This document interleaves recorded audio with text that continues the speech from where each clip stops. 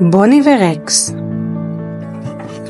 בימים אביביים, שני כלבים בשם בוני ורקס החליטו לצאת לטיול בשדה הפורח.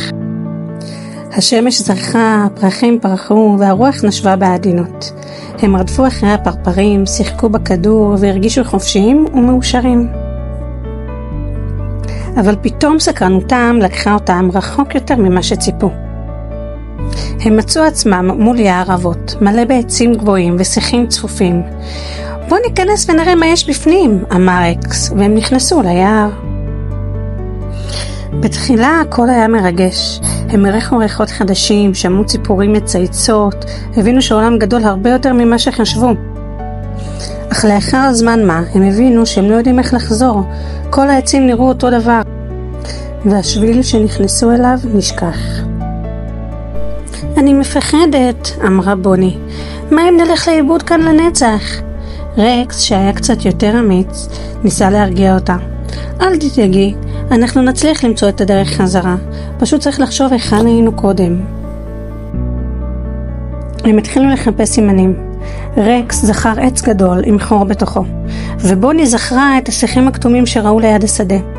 הם הלכו בעקבות הזיכרונות, אך ככל שניסו, כך הנוף נראה יותר דומה זה לזה, והם הרגישו שהם מתרחקים עוד יותר.